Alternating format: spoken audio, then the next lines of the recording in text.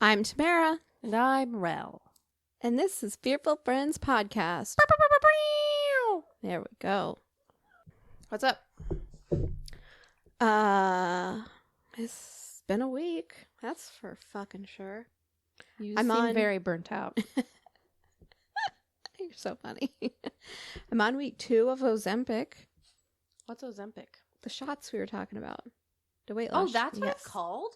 I see commercials for it all the time. I didn't know it was called Ozempic. There's different names. You used a very long name in our last episode. Semaglutide, because it's like the actual brand. Ozempic. You're thinking of O'Reilly's Auto That Parts. Is good marketing. Works for everything. But like Ozempic, Manjaro, some other tetrazide. Who knows? So how's it going? I feel pretty much the same. I've been doing my injections on Wednesday, so the last 2 days I have definitely felt a little bit of appetite suppressant and no nausea really, but I'm still on that like introductory dose. So it says that was shot 2 out of 4. And then on the 5th shot, I'll be upping my dose, which is where you're supposed to really notice symptoms, I guess. Okay. Anything crazy happen to you this week? I mean, I have a funny story about a customer. Let's hear it. All right. So it happened on my day off, but here I had like 4 because everybody knew how mad I would be if it had happened when I was there. I had like 4 or 5 different people come and tell me what happened on my day off to say, aren't you glad you weren't there? This little lady, she comes in to buy some eggs and proceeds to take like, one of my coworkers said she took about a dozen cartons of eggs out of the cooler and like laid them all on the floor and then proceeded to like pick through all the cartons, even though they were like all the same brand and everything. She laid them on the floor? Laid them on the floor, laid them all out, opened all of them up, picked through all the eggs, took all the ones that looked the best, I guess, even though they all look the same. They come from the same farm. So was it all the same brand? Yeah. Same brand, same everything. And I could get it if you're like, I'm going to put the expensive eggs in. Right, which I've had people do before. I also have people like I carry these ones that have like some blue eggs mixed in, and they'll take like 5 cartons down and they'll just like sort out so they have all blue ones. And I'm like, there's no difference in the egg, right? It's literally just the color of the bird. They don't taste better. Nothing. It's just the feathers. Nobody gets it. I'm fucking crazy. So, yeah, she's got all these eggs laid out. She sorted through. She has picked 1 carton of eggs for herself. And then she proceeds to walk away. With all the eggs on the floor? Yes. And then, so like one girl was working over in produce and she saw that this lady was just like leaving all these eggs on the floor. And she walks over to go close them back up and put them back onto the shelf. And the lady goes, what are you doing? And the girl was just like, I'm putting these back where they go so that they don't get stepped on because they're on the floor. And she goes, you can't put those back. They're contaminated now. Make it make sense. A, you're the one that put them on the floor. B, eggs come out of a chicken's butt. Like on a farm sprayed with animal shit. Tell me how they're contaminated now.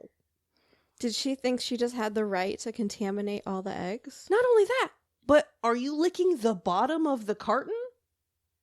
Is your how are the eggs themselves contaminated? Because you put them on the floor. I mean, contaminated by her dirty fingers, her but nasty also like fucking old lady fingers. You don't eat the shell. Every single one to pick them up. And all my coworkers were right.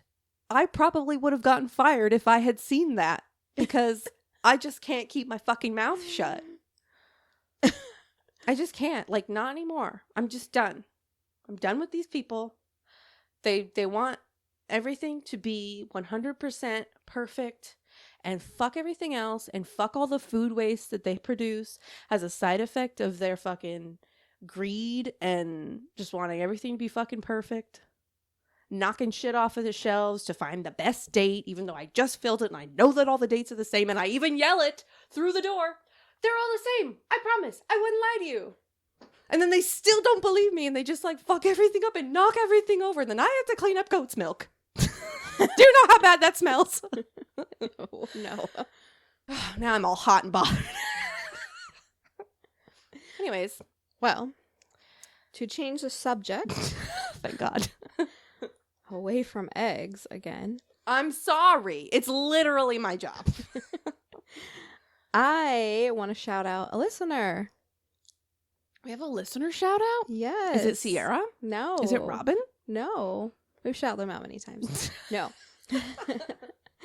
This is a listener that messaged us on TikTok. His name is Zach Rosenthal 750. Are we allowed to say his name? I asked, yes. Oh, okay. Yeah, I asked if I could use his TikTok handle. And he said, sure, you can say I'm switching my allegiance from Christine and M to you guys, which is... Wow, I just got chills. We are not that good, Zach. Wow. Makes me choke up a little bit. But thank you so much for reaching out to us, and thank you for listening, even Yeah. though, like, we're just kind of stumbling through this whole thing. Still haven't figured out how our fucking microphones work. it's more the editing. We're trying our best. Yeah. I feel like that's evident. So, yeah. Any listeners, Thanks, reach out to us. Send us a message on Maybe TikTok we'll or do Instagram. Shout out Fridays. Yeah. Which is Every every day. day. 'Cause that's when we post an Record. episode. All I had right. to come up for a theme song with a, the shout out theme song. Okay. What are we feeling? Hawaiian vibes? No. No. We'll troubleshoot it. Okay. Okay. Throw So- some things at the wall, see what sticks. What distraction do you have for me? Because I need a distraction. Oh, we're jumping right in, aren't we? Yeah. Okay. I made you take me on an adventure before we did this because I She did. couldn't be a human. House spying and hunting, and it's just In South Florida. it's What so a fucking nightmare. so stressful, and it's taken a toll on me and my husband a lot. It is like something that I would wish on nobody. And it's been only 1 week. Yeah. It's been 1 fucking week, and it So if anybody lives in the area wants to sell me a house. or just knows of anything affordable. Okay, so are you aware of the movie Candy Cane? Nope. Not Candy Cane. Let's start over. Okay. Are you aware of the movie Candyman? No, I've heard of it. Well, I should have looked up a summary because it's been a really long time since I've watched it. But basically, the premise is a black man and a white woman, I believe, have like a love affair, and then he's murdered. He becomes like, the urban legend, like you say his name 3 times in the mirror. And Are you doing an urban legend? Well, I'm doing the true crime case that inspired the movie Candyman. Okay. Is there an urban legend now? I mean, I just don't think it works. I've tried it. I don't see Candyman come through my mirror. Okay. But the truth of the story is much more horrifying. And much more sad. Right. Like in the movie, it's based in a really, really hard time and place in Chicago with like rampant poverty, racism, drugs. It's just bad times. Okay. So we're going to talk about the murder of Ruthie Mae McCoy. So Ruthie was born in Hughes, Arkansas. Sweet. On January 13th, 1935. I don't know. You don't know the astrological sign? No. What do I pay you for? Zach? I'll look it up for you. She's fired. I'll wait. Okay. I'm going to guess Cody. Virgo. So, nope, that's September. I don't know shit about this. Zodiac sign. When is it? January 13th. Capricorn. Okay, well, I don't know shit about Capricorn. Tell us about her. Responsible, disciplined, self-control, good manners, reliable. Those are the strengths. Well, not all those apply to Ruthie because she suffered from mental illness. Her weaknesses are know-it-all, unforgiving, condescending, expect the worst, and pessimistic. That literally sounds like me. Am I a secret Capricorn? I don't identify with my sign at all. Oh, I definitely identify with a Taurus. I will hold a grudge. I also hold a grudge.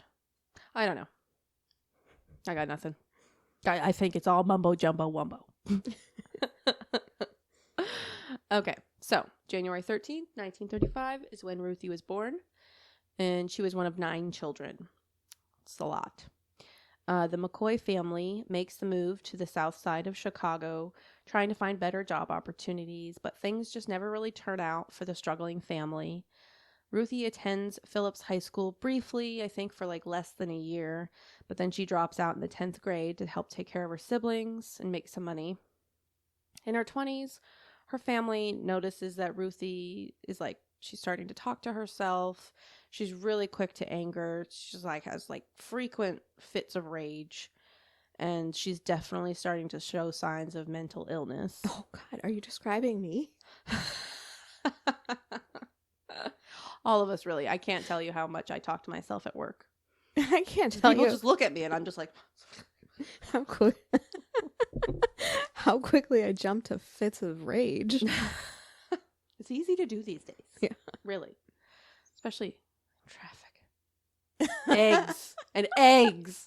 All the things that trigger me. So her family were devout Baptists.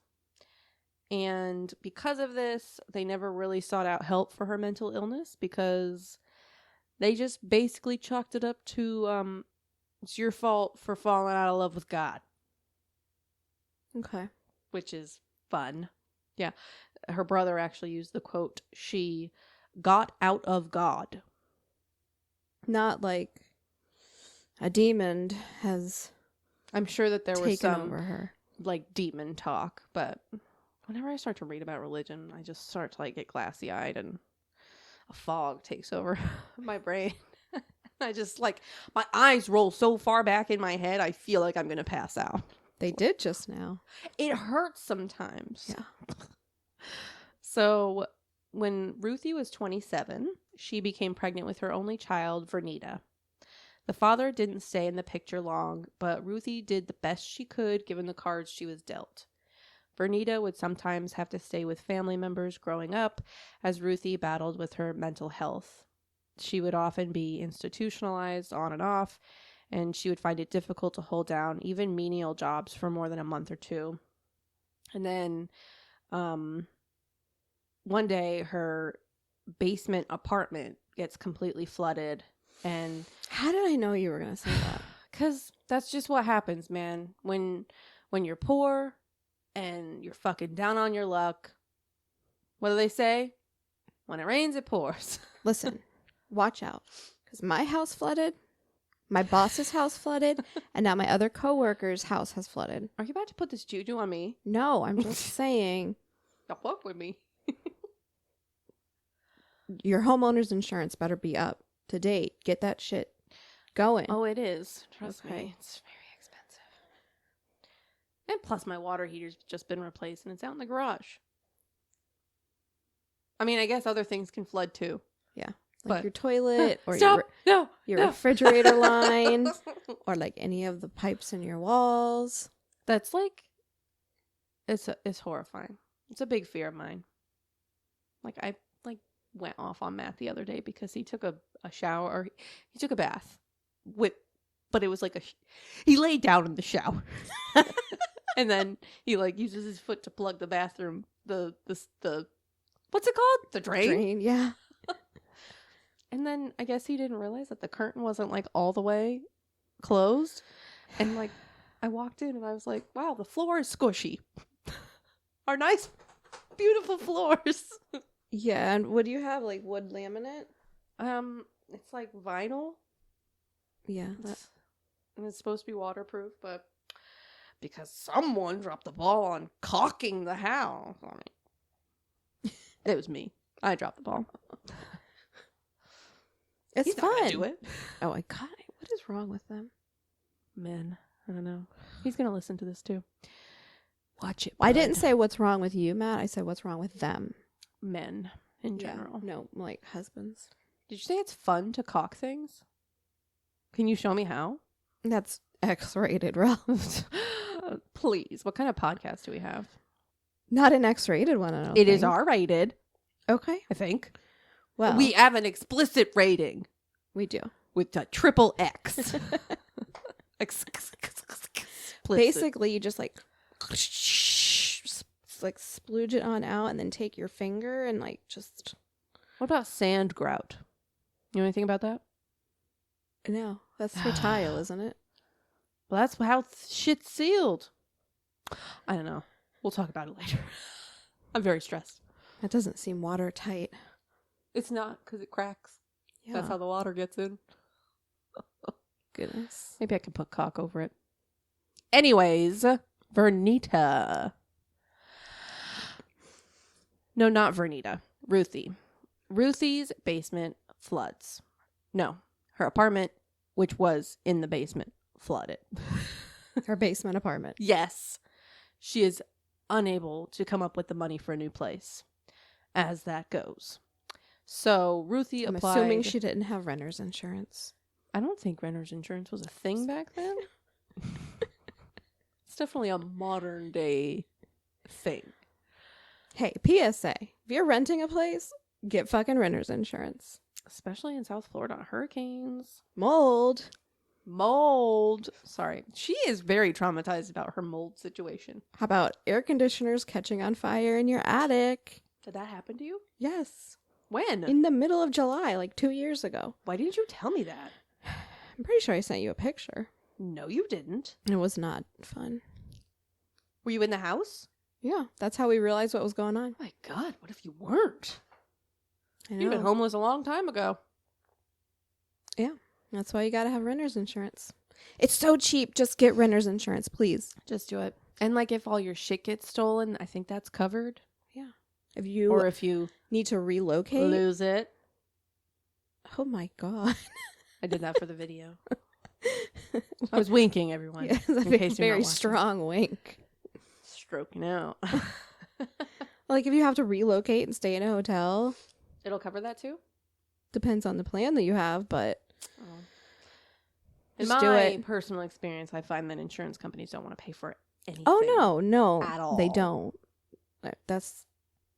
They don't. But Okay, so we keep going off on tangents, and I've read the same sentence. Her basement floods. Her basement apartment. Her apartment that's in the basement. Sorry. her home in the basement. Her floods. basement apartment floods. She's homeless. She is now homeless, but not really, because she applies for emergency CHA housing, which is like low income housing. She had her long story short, there are a whole bunch of like different like neighborhoods, I guess you could call it, within the housing projects, and there's one in particular that they all have a bad reputation for being super crime ridden and just like not good, but there's one in particular that had an extremely bad reputation that she had heard of. So after she got accepted, she wrote 2 letters to the Chicago Housing Authority. The first, she asked that she could be placed near her family in the South Side's Wentworth Gardens.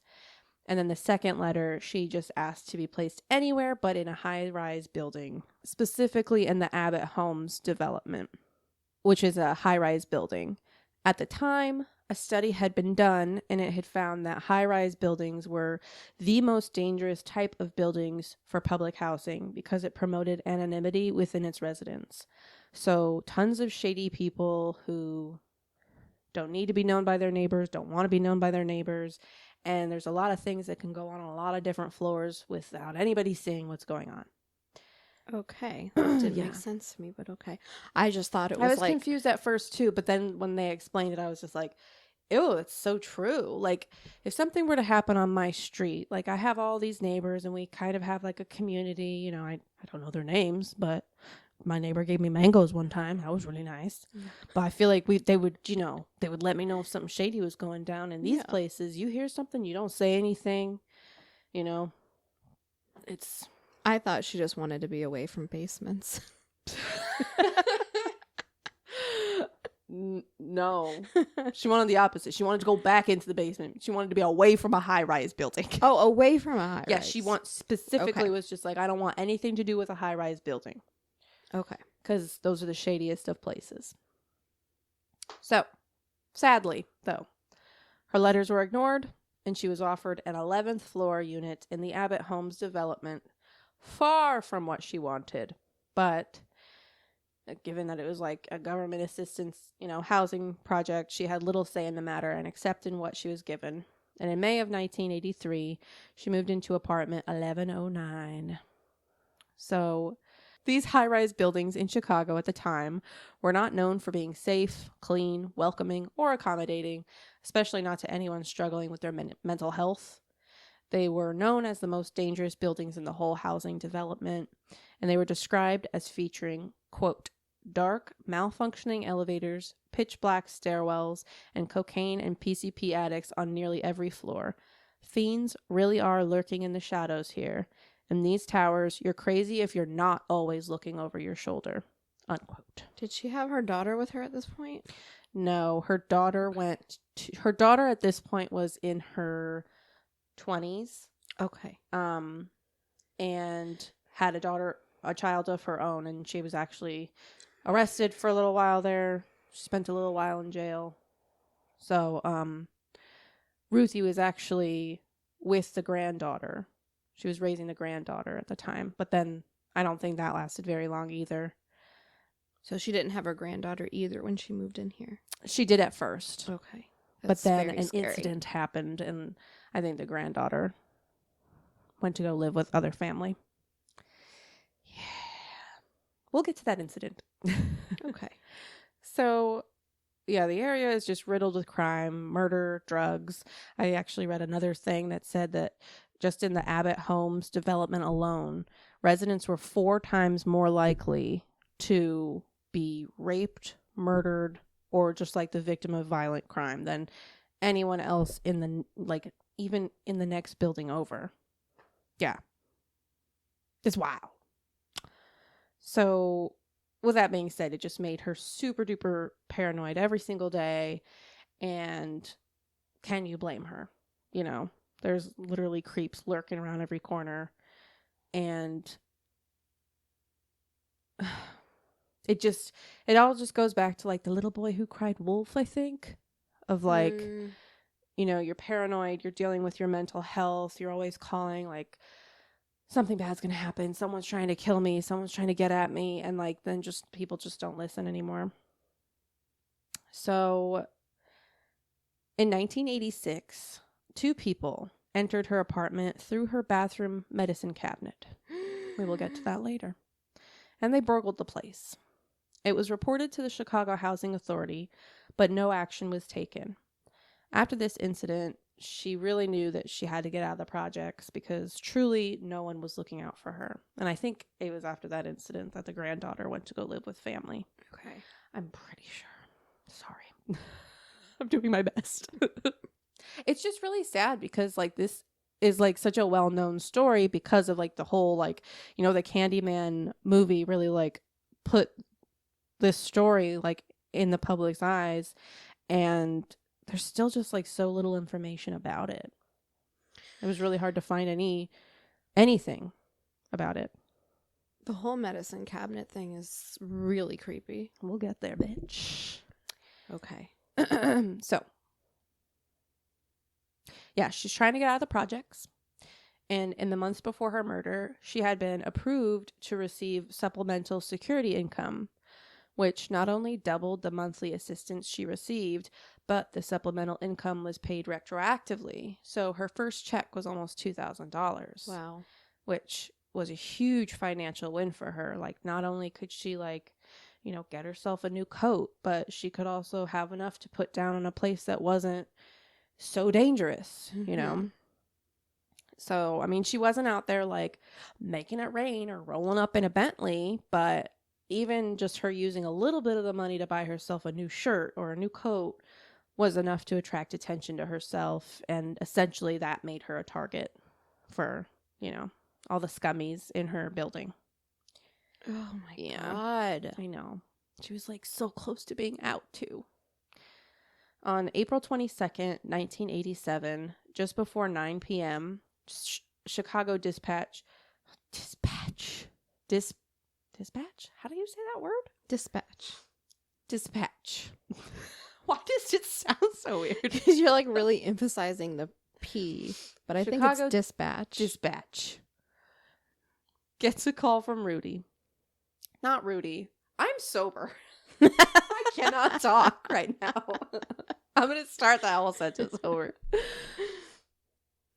On April 22nd, 1987, just before 9 p.m., Chicago Dispatch gets a call from Ruthie. She's frantic, and they're having a hard time trying to sort out what the problem is. And here's how the call goes. She says, "I'm a resident at 1440 West 13th Street, and some people next door are totally tearing this down." The dispatcher says, "What are they doing, ma'am? They want to break in?" She says, "Yeah, they throwed the cabinet down." He says, "From where?"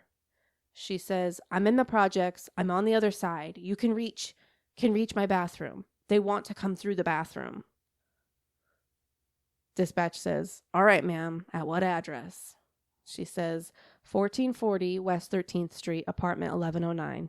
The elevator's working. Which is sad that she even had to say that, because the elevator so often wasn't working. So, still unsure of what Ruthie was trying to report, the dispatcher sends a beat car on its way to answer what he thought qualified as a disturbance with a neighbor complaint. Because, you know, he couldn't tell if anybody was hurt or anything like that. And because of the call being labeled incorrectly, police still hadn't made it to the apartment when at 9:02, another 911 call came in from a woman who had been walking in the hallway past apartment 1109 and heard gunshots. Then at 9:04, 2 minutes later, another call came in to report gunshots and hollering in the same apartment. After this, 2 more police cars were dispatched to the scene. And at about 9:10-ish, 4 officers arrive at Ruthie's doorstep and begin pounding on the door. And when Ruthie doesn't answer, they call dispatch again to see if they can like redial her phone number and reach out to her. And on the other side of the door, they can hear the phone ring and ring and ring. Oh my and God. No answer. The officer's next move is like, we got to get in there, but we don't want to break the door down because we don't know if there's trouble, which is like, okay. That's the reason why you need to break it down. Seems like there's trouble because no one's answering the phone. And she said they're breaking down the bathroom or whatever. They call the next move was they went down to the office for the building, and they got like a spare key for her door. And because Ruthie was like going through some shit and she was super paranoid, she had changed her locks like constantly. I think it was like her 3rd set of locks she's changed. And the key didn't fit the door.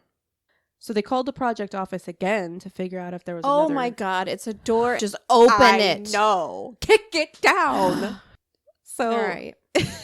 I know, it's very infuriating. This poor woman could have been helped. They called the project office again to figure out if there was another key or maybe they were given the wrong one by accident. And the janitor said, "There's no other key for apartment 1109. Stop calling me."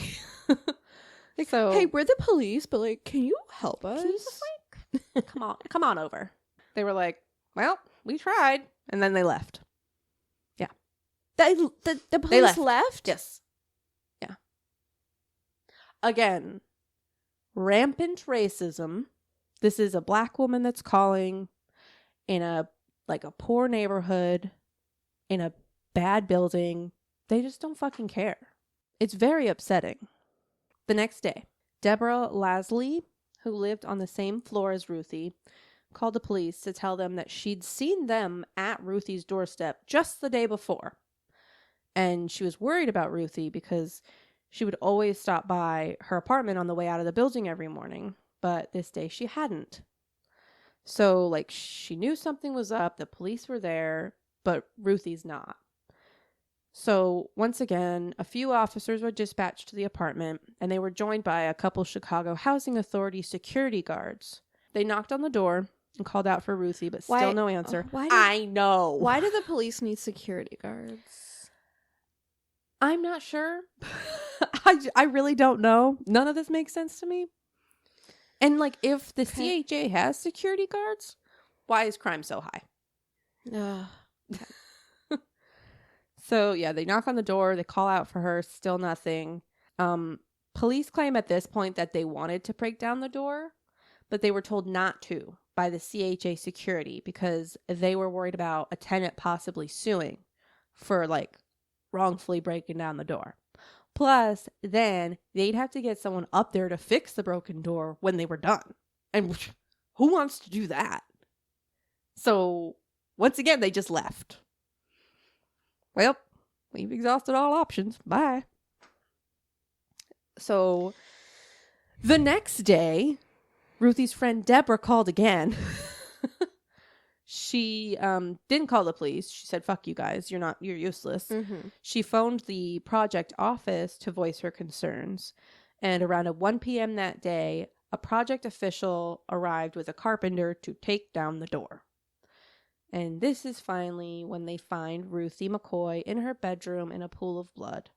The apartment was ransacked, and because it had been a few days since the break-in, the room was already filled with the smell of decomposition. Her body was taken to Cook County Hospital, where a full autopsy was completed. She was shot 4 times in total, once in the left shoulder, once in her left thigh. The third went through her abdomen, through her liver, and the fourth and fatal shot passed through her right arm into her chest where it severed the pulmonary vein. And I forgot that there was gunshots. Yeah. And they left. After 2 different calls, within minutes of each other, said that there were gunshots. And that's why there were police there. And they left. And the sad thing is that the shot didn't kill her right away. It did puncture, it severed her pulmonary vein. So she died of internal bleeding. But she did not die right away. She bled out. She possibly could have been helped if somebody had gotten to her fast enough. It's really fucking upsetting. So, unfortunately, in this time and place, crimes and murders were just more common than they should have been, especially in this community. They rarely got attention from police, as we've seen, let alone the media. But when the Chicago Tribune hears about the way the killers entered Ruthie's apartment, they ran a story about it. And people were shocked and horrified to know that Ruthie McCoy's killers entered her apartment literally through her medicine cabinet. But to the residents of the Abbott Homes development, this was nothing new. They claim that They claim that intruders have been breaking into their apartments through medicine cabinets for over a year. Apparently, the pipe chases in between each apartment were about 2.5 feet across. You know what a pipe chase is? I had to look it up because I didn't know. It's just an area between the walls where the pipes are, I'm assuming. Yeah.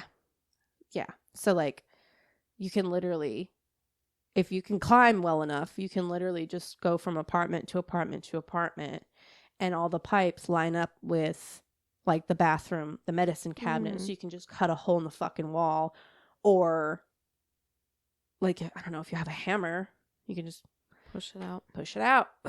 So creepy. Yeah, I had to look that up. I had no fucking idea what that was. So, yeah, essentially there's just a bunch of tunnels in the walls connecting apartments. And the only thing holding someone back from bursting through your mirror is the 6 rusty nails holding that medicine cabinet to the wall. But it makes it so much easier to break into someone's apartment when the medicine cabinet was never even secured in the first place. That's right. After the first time Ruthie's apartment was broken into and she reported it to the CHA, no one even came by to resecure the medicine cabinet over the pipe chase opening. So it was just wide open. And I've ripped medicine cabinets out of walls. It's really easy. Yeah. Yeah.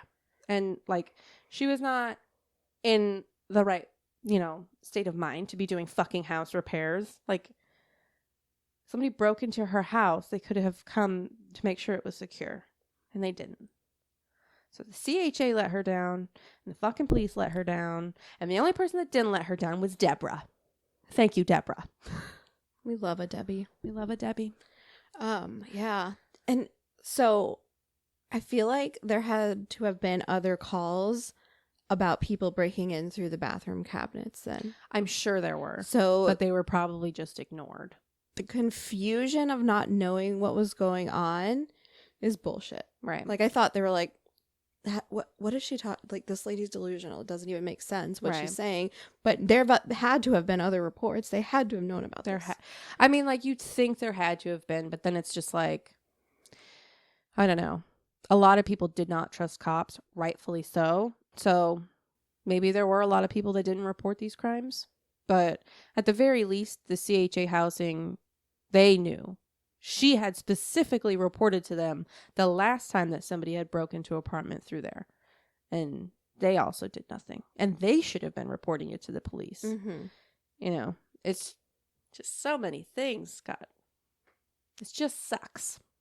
This low level of care was given to her by police, who arrested 2 young men for the murder, but had no evidence beyond someone seeing them hanging around the lobby. After 2 years of trial, the men were acquitted. Again, no evidence. And to this day, her murder remains unsolved. Her story will never be forgotten, though, and it was used to set the scene for the movie Candyman, which showcases what it was like to live in the Chicago projects at that time and the racism, injustice, and neglect that its residents had to survive through. Wow. The end. I wish I had more to add to that story. I thought the Candyman had something to do with candy. Honestly, I've only watched like half the movie. Okay. But I want to watch the I think it was like 3 years ago. Jordan Peele did a version. He did like an update to it, and I really want to watch that because his movies are fucking awesome. I gotta try it. That. Yeah. Yeah. I think it's even got the main guy in it too. Don't remember his name. Tall guy. No idea. Chance the Rapper? No? Okay. He's definitely not a rapper. Just the guy that plays Candyman. Kidding. Anyways, I know that was kind of a bummer. You know what it reminds me of? This thing that went viral on TikTok. And I don't know if you saw it over on the Reels. Yeah. I don't know. This woman, she was feeling a draft in her bathroom. Oh, actually, I know exactly what you're talking about because it came up in like 3 different freaking articles that I saw. I was like, this woman in 2021 found a whole ass like abandoned apartment behind her mirror or something like that. Yeah. And I was like, behind her medicine cabinet. Yeah. Insane. That's how, so what I was reading about was they would use like the vacant apartments on the other side. That's how like the drug dealers would move drugs through the building, is they would use the vacant apartments as like a headquarters. And then if they ever found out that the cops were coming, they would just shoot up and down the pipe chases. And then boom, cops would come, nobody's there. And then when the cops are gone, crawl back up to the vacant room. Continue operations.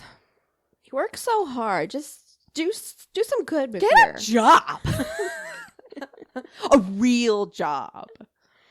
That reminds me of another story. This guy was living in a motel or something, staying in a motel, and I think he had noticed stuff in his room had been going missing. And I hate these stories. Yeah.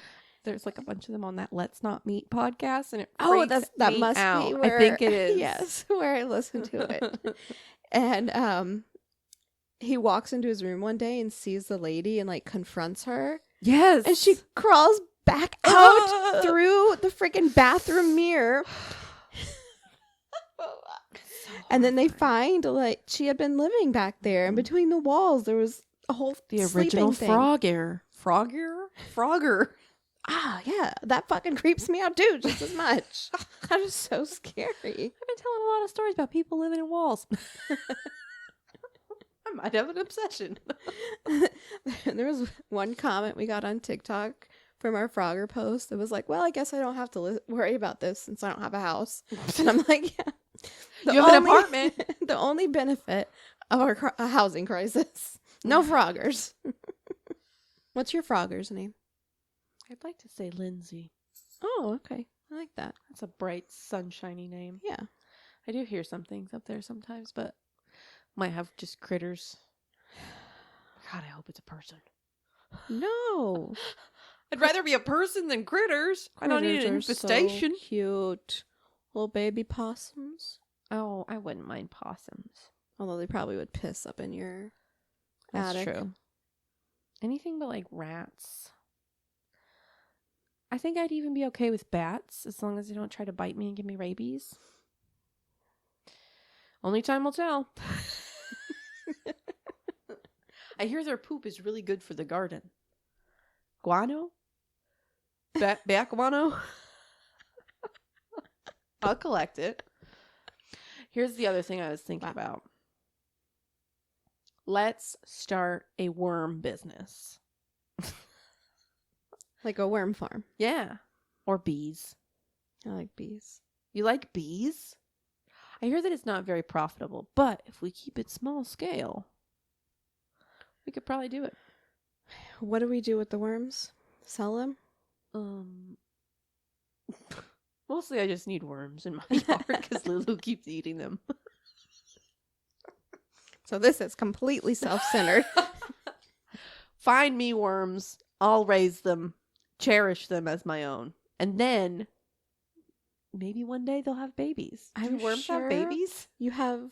Did you just ask me? Oh. Do they lay eggs? Babies?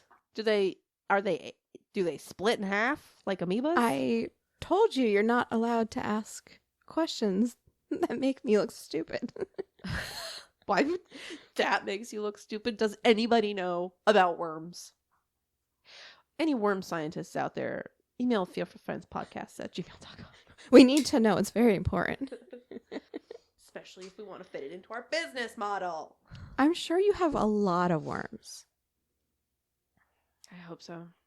They're just like so tasty for her. Oh, you're getting really desperate, She Rell. can pick one out of the yard in like 4 seconds flat. She can just run out there, zero in, plop it right out of the ground. Maybe she was a bird. Maybe I need to train her. Bet she could be like a cadaver dog if they smell like worms. Wow. I bet most cadavers have worms in them. Yeah. Perfect. Sorry. We'll get off of worms. For Really? now. I do bring it up every episode. God. Lately. No, You got anything to add? No, I don't. Stay fearful, guys. Mm-hmm. Stay fearful of your neighbors, of police, of bats. Lying landlords. Lying landlords.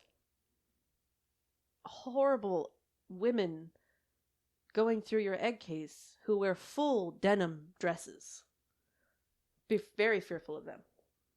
Full denim. Wow. Yeah, that is a red jean flag. dress all the way to the floor. That is a look. That's frightening.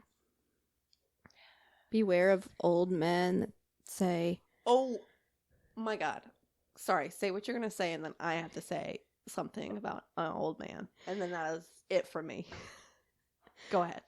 old men that say, "Are you the only one here today?"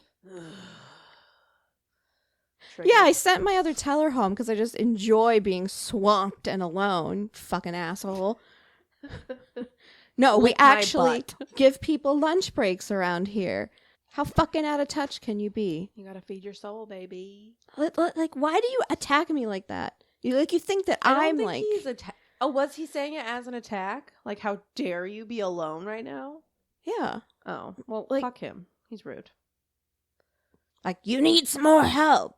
Why are you bitching at me, sir? Because you need more You help. are so out of touch. Have you never fucking had a service ender's job? Come on. And it's Shut on a the fuck up. Friday. As we know, Fridays are very busy for banks. Yeah. It's very annoying. People are annoying. This guy, yesterday, I was working my truck, and he was standing way too close to me for way too long. So I turned around, and I was just like, "Do you need help finding anything?" And I have to look up what he said. Like right after he said this to me, I actually went in the back room and texted Matt, and I was like, "Am I allowed to be mad at this? Tell me, just be honest." He said, "It's amazing how a woman can make everything look so nice and tidy." I would have farted on him. Right? I was just like, I'm mad about that. How dare you? It's just amazing what you guys do.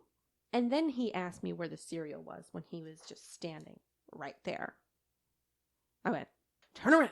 Anyways, as a woman, I do make things look nice and tidy. I'm speechless. I am so sorry. I'm just so sick of these out of touch people. Yeah. Seriously. I think we both need to get away from people. Let's open a bar. I'm really depressed. I just finished my rewatch of How I Met Your Mother. Oh. I'm like, how is We'll that call going to it get us away puzzles. from people?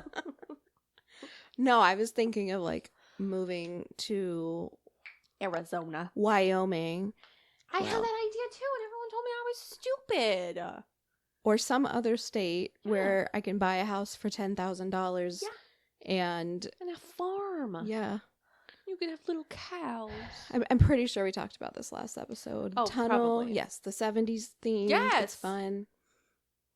Tunnel? We could roller skate through it. Yes, we did talk. Sorry, I just whacked the table. We did talk about that. I need to brush up on my skating. Yeah. I probably said that in the last episode too. My sister has been roller skating, or at least making plans to go roller skating, and I'm like, don't. The sidewalks here are not good.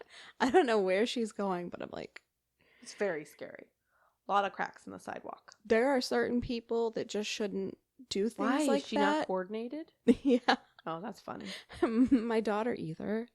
Oh, man. Well, your daughter has an excuse. She's a kid. Her bones are still half jelly. I just don't get it. Oh, sorry. Never mind. Tell you about it Honestly, later. like, if I didn't birth that child, I would think she's my sister's child because of how clumsy she is. It's got to come from somewhere. Well, All right, thank you so friends. much for listening. Rate, review, subscribe. Tell people about us. Just tell one person. And then that one person will tell another person, and that Yeah. one person will tell another person, and then that one person will tell the first person, and they'll be like, "I'm the one that told you about that," Yeah. and they'll be like, "Oh, okay," and that's where the circle will end. Unfortunately, No. See, they're at a restaurant and then they're like, I know. I've been listening to them too. And then like another person will hear them talking about us and they'll be like, oh my God, everybody's listening to this podcast. Now I have to listen. Sure, let's say that's how it's gonna work. That works. I think my way is more likely. All right. Send your crazy stories to... Fearfulfriendspodcast@gmail.com. Send your worm stories there too. Oh, yeah. Sorry. Worm Please advice. don't send worm stories. I mean, you can if you have a really good one, but it's not required. Anyways. All right, Talk to you guys next friends. time. Bye-bye. Bye.